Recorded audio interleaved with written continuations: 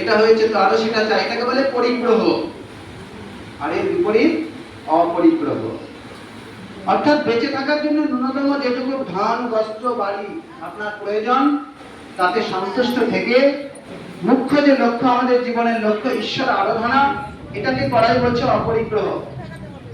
অপরিগ্রহ মানে অত কিছু সময়টা না, আপনার বেঁচে থাকার জন্য যতটুকু প্রয়োজন। দেখুন পরম পূজ্য গুরুবার, আপনাদের যে গুরুবার কত টাকা সম্পত্তির মালিক জানেন? ধারণা আছে কারো?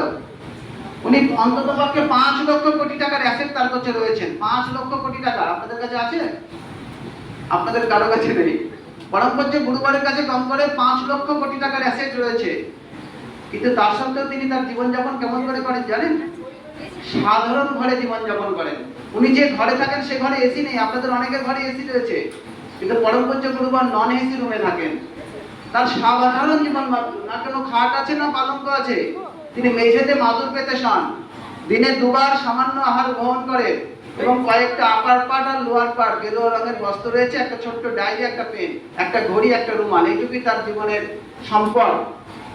তার কাছে তো 5 লক্ষ কোটি টাকা সম্পত্তি রয়েছে, সে তো আলিশান জীবনযাপন করতে পারে, সোনার খাটে শুতে পারে, কিন্তু তিনি সাধারণভাবে জীবনযাপন করেন, আহার সামান্য করেন। এটাই বলে অপরিগ্রহ তার জীবন। অনেক কিছু থাকতে পারে, কিন্তু সাধারণভাবে জীবনযাপন করাটাই হচ্ছে ঈশ্বরের আরাধনার মধ্যে দিয়ে জীবনটাকে এগিয়ে নিয়ে চলা। ঈশ্বরীয় ব্যবস্থা অনুযায়ী জীবনের ধন বৈভব ভূমি সবকিছুকে রক্ষা করে, সবকিছুকে ঈশ্বরের মনে করে জীবনযাপন করাই হচ্ছে অপরিগ্রহ তার জীবন। অর্থাৎ সবকিছুকে নিজের মনে করা, আমরা আমার মনে করি, তাই সবটাই ঈশ্বরের মনে করে আপনি অপরিগ্রহতার জীবনযাপন করলে জীবনে সুখ শান্তি কায়েম হয়। তাই 5টা যমের সাধন পদ্ধতি কি কি? অহিংসা, হিংসা করবেন না, সত্যবাদিতার সঙ্গে জীবনযাপন করবেন, কখনো অসত্যের পথে চলবেন না। হয়তো একটু কষ্ট হবে অসত্যের পথে চলতে গেলে, কিন্তু সদা চেষ্টা করবেন অসতমা সদগময়। আর নাম্বার 3 অস্তেয়, মনেও কখনো চর্যবৃত্তি মনে আনবেন না। যারা অফিস কাছারিতে করেন ঘুষ নেবেন না, আর এখন তো করা আসছে। তাই নাম্বার 4 ব্রহ্মচর্যের পালন করবেন। অনেক কিছু কামনা বাসনা আপনার ভিতরে উঠবে, তাকে যম নিয়মের পালনের মধ্যে দিয়ে, আসন প্রাণায়ামের অভ্যাসের মধ্যে দিয়ে তাকে দাবিয়ে রাখবেন। আপনার স্বভাব নয় এটা ব্রহ্মচর্যের পালন, আপনার স্বাভাবিক স্বভাব। কাম ক্রোধ লোভ মোহ ঈর্ষা, এটা আপনার ধর্ম নয়। আপনার ধর্ম ব্রহ্মচর্যকে পালন করা।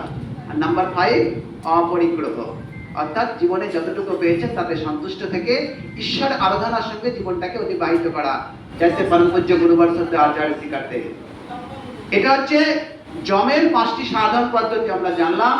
অষ্টাঙ্গ যোগের প্রথম অঙ্গ হচ্ছে যম, অর্থাৎ যা কিছু অশুভ তাকে অশুভ অবস্থা থেকে, মন শরীর ইন্দ্রিয়কে অশুভ অবস্থা থেকে সরিয়ে শুভের দিকে নিয়ে আসা, তাকেই বলছে যম।